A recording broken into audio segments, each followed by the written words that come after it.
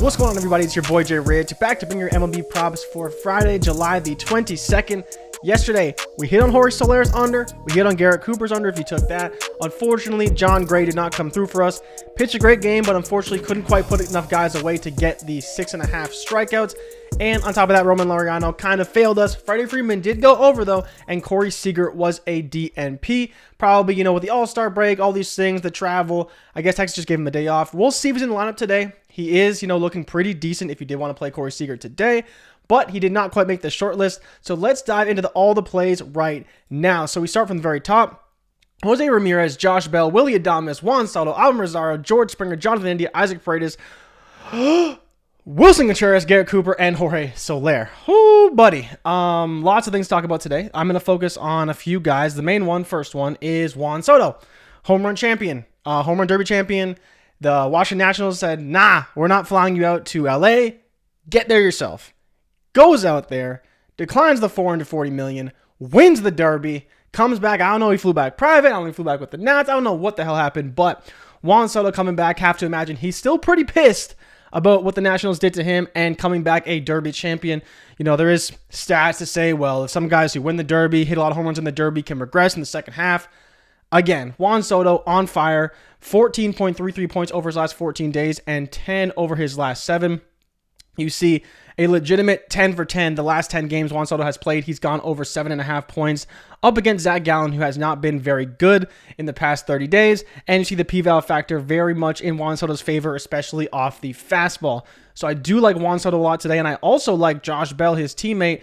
Coming into the break, he was playing very, very well, 15.33 points over the last 7. Not a massive sample because it's really only the last 2 games since they last played on Sunday. And then 8.44 over his last 14, only a line of 5.5. Gallen is a guy who does have strikeout upside and can put on a good performance, but recently has not been playing overly well, and I do expect the Nationals to be able to get to him today, especially working off that fastball, which both Bell and Soto have been hitting pretty well. You see Ramirez is the one who is interesting, right? Up against Lucas Giolito. Giolito's been fine, pretty much average as far as fantasy points allowed is concerned. And Ramirez only has a line of 6.5. You see he's set for a massive projection. Part of that is due to his last 7-day kind of buffing a little bit, his projection up just a little bit, and the last 14 of only 10. Again, still not bad. Still a massive edge. Still a very high projection at 13.53. You see he's gone over in 7 of his last 10 games. So I do not hate it. I still think that Soto and Bell are kind of my top options right now. Ramirez, I'd be willing to play a little bit. Then we get into George Springer up against Nate Eovaldi. I don't mind it. I'm probably not playing Springer today. And same with Rosario, right? Still up against Giolito. What is Giolito going to throw at us in this matchup? Is he going to be pitching at his top level stuff? It's hard to know. And that's the reason why I'm just kind of staying away from these aces. There's other guys that are not as good on the slate that I'd be more willing to go after. India, same thing, right? He's up against Adam Wainwright. Wainwright can spin a gem. They are in Cincinnati, so there is a lot of run upside. But if Wainwright is on, I'm willing to stay away from India today, even though it's projected for an over. And like you see, that ballpark factor 1.19 is looking really, really good. But the top 3 pitch matchups are Josh Bell, Willy Adames, and Juan Soto. For Willy Adames, he's up against Senzatella, who is god-awful, but they are in Milwaukee. They're not in Colorado, but still a great spot for any hitter in that entire lineup. Adames was the top option in that Milwaukee lineup that's available on PrizePicks. And I also, like I said, mentioned, I like Soto and Bell quite a bit. But I think the main value here is in the unders. I talked about Jorge Soler yesterday. 0 for 4 with 3 strikeouts. He is abysmal right now. 0.5 points over his last 14 days since coming back off injury. Garrett Cooper, same deal. He went 1 for 4, but nowhere near close to his projection of 6.5. So Miami's just been struggling mightily. Zach Thompson has been pitching particularly well. If you wanted to play both these guys in an under, I don't hate it at all. I would pick Soler as my core guy, just like we did yesterday. And I also like Isaac Paredes quite a bit. Up against Brad Keller, Paredes has been really struggling over his last 10 games, only gone over once, only averaging 3 points over his last 7 and 3.63 over his last 14 with a line of 6.5.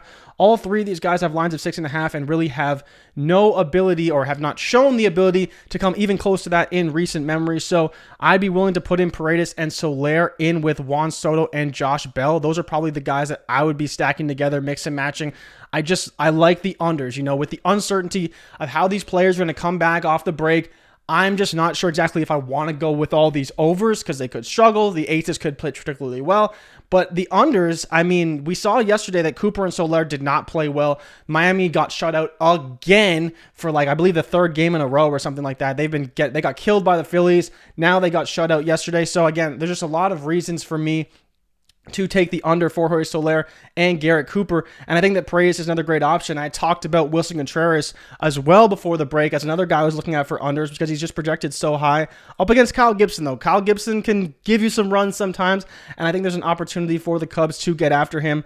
But in terms of Paredes up against Brad Keller, who has been pitching pretty well, and Jorge Soler, who has just been god-awful since coming back, I just think those are the guys that are poised to really have a good performance. So again, if it was me and my money, I would probably be looking at Juan Soto, Josh Bell, Willy Adames as three guys you can have to take for unders. Juan Soto is my favorite. If I was going to pick two guys, I would probably go with Paredes and Soler for unders. If I was going three, I would go Paredes, Soler, and Juan Soto as my three guys I'm mixing and matching for an over in the case of Soto and two unders for Soler and Paredes on Prize Picks.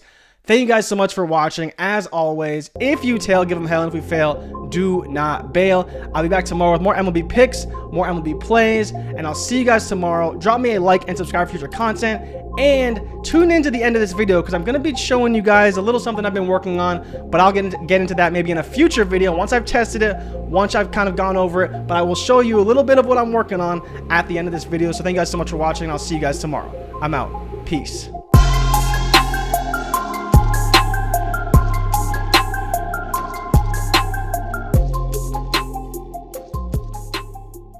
All right, so for all you degens out there, if you really want to degen hard with me, I'm looking at some CFL props. And I was looking at, in particular, a couple of guys. I want to show you guys what I've been kind of working on. I've been looking at FanDuel lines, some PrizePicks lines, because now there are FanDuel lines out. And so I've been looking at those, comparing them to some of the PrizePicks lines.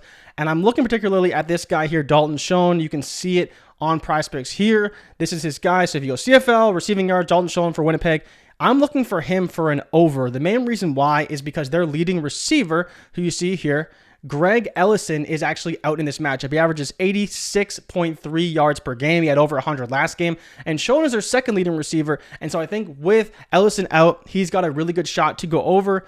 You see his yards per game is 59.5. The factor is about even as so for Edmonton. They allow a lot of yards on the ground, so they may not throw a ton. But I think that Schoen has the best opportunity to really seize in this matchup. You see he's 56.5 on PrizePicks. He's 65.5 now on FanDuel. So again, FanDuel thinks he's going to go over. In my opinion, PrizePicks has done a better job setting their lines than FanDuel has, at least to this point. We'll see if it changes in the future.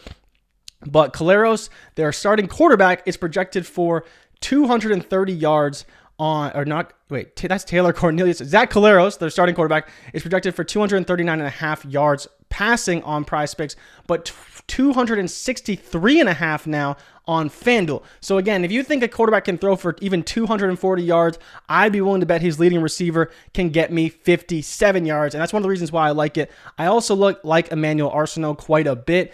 You can see here he's averaging 51.3 yards per game. I have him projected for 55. His line on PrizePicks opened at 35.5, but is now 40.5. So it's gone up 5 since they first opened it. And so I still think he's poised for an over. So if you do want to kind of degen hard, look at some of these picks. These are some of the guys I'm looking at right now. The rushing yards for Andrew Harris is for tomorrow, if they actually play, or on Sunday, if they actually play Toronto and Saskatchewan.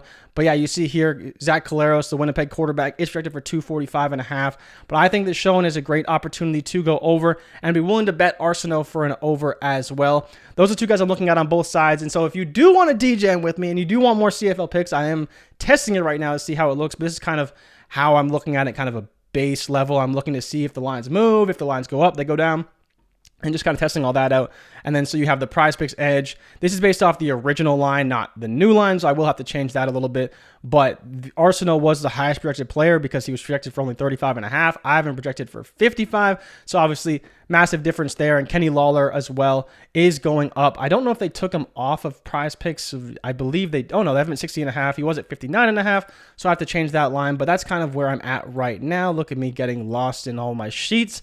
But these are guys I'm looking at right now, and so I've been kind of testing this. You see Schoen is interesting, right? I'm projected for only to go over by 4%, but I don't think that fully factors in the reason why he could go over, and that's because Ellison, their leading receiver, who I projected over 30%, is going to go over in his matchup. So I think that a lot of those targets will be funneled to Sean. Even if you wanted to go the over in his receptions, I believe it's only at 4 right now. Maybe it's at 4.5.